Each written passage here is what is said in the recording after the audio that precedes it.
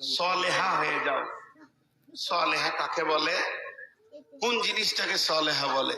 সল্লাত খামসাহা, সামাত সাহারাহা, আহসানাত ফারজাহা, আতাত বালাহা। যে নারী পাঞ্জেগানা নামাজ পড়িবে, রমজানের রোজা কখনো সারিবে, নিজ ইজ্জতের রাখিবে খেয়াল, স্বামীর সেবা করে যাবে বাঁচতে যত কাল। এই মেয়েটি হল সলেহা।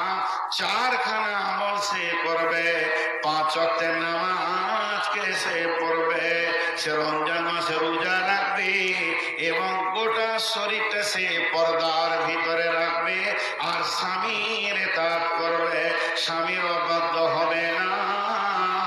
আমার আল্লাহ মেয়েটাকে সলেহা বলছেন। বেটিদেরকে এখন ওসিয়ত করছি, পুরুষদেরকে বললাম টাকা নিয়ে না, বিয়ে করেন। এবার ওদেরকে বলছি কেমন থাকতে হবে, সলেহা হতে হবে। সলেহার যদি পূর্ণ ব্যাখ্যা করি 4 ঘন্টা লাগতে হবে। নামাজি হতে হবে, রোজাদার হতে হবে, পর্দায় থাকবে, স্বামীকে ইতাআত করবে, ও সলেহা।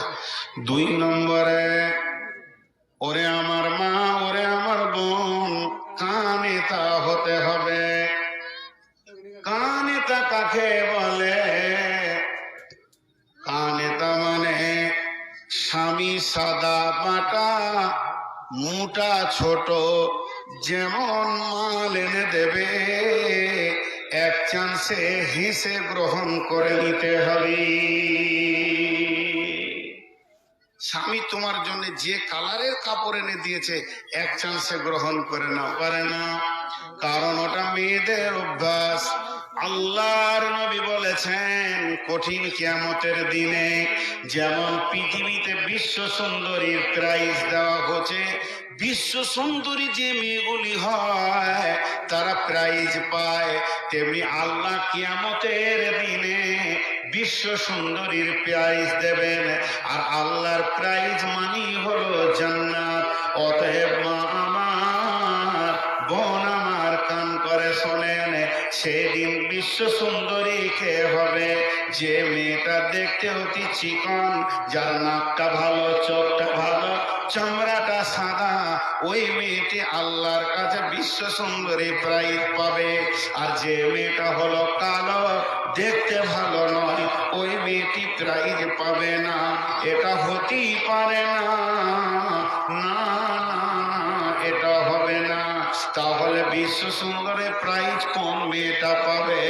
বলে ওই মেয়েটা যাকে স্বামী, যার দিকে তাকালে স্বামীর কলিজা ঠান্ডা হয়ে যায়, আর বাইরে থেকে, সফর থেকে আসলে স্বামীকে প্রথম চান্সে খুশি করে দেয় এবং কলিজা ঠান্ডা করে দেয়, ওই মেয়েটি বিশ্ব সুন্দরীর প্রাইজ পাবে।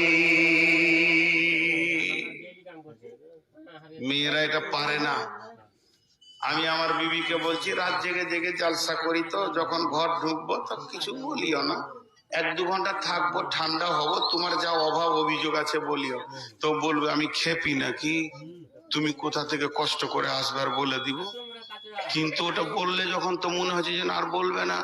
রাত 1:30টায় ঘর ঢুকেছি, হুট করে বলছে তোমার হুঁশ আছে, ঘরে টাকা পয়সা নাকি, কষ্ট করে চলছি, মেরে দিল। এটা হতেই পারে না। মেয়েরা এক চান্সে যত দামি মাল নিয়ে যাবেন, খালি এমনি করে দেখবে, কাপড়টাকে দেখতে দেখতে দেখতে দেখতে, দেখো তো কেমন মাল আনছে, রংটাও ভালো লাগে, খায়রুলের বাপকে দেখো তো কত ভালো মাল আনছে। আরে সালা, জান চলে গেল। হ্যাঁ, তোকে এত দামি মাল দিও, তোর দিল বেশি না। আল্লাহ রসুল, আল্লাহ বলছে তুই কানেতা হয়ে যা, স্বামী যেমন দিবে, তোকে যেমন করে সাজাবে, ওর চোখে যেমন ভালো লাগবে, তুই ফার্স্ট চান্সে হেসে কথা বল। কিন্তু মেয়েরা পারে না। জি ভাই, এ দুঃখ রাখবো কোথা? এ দুঃখ রাখার জায়গা নাই।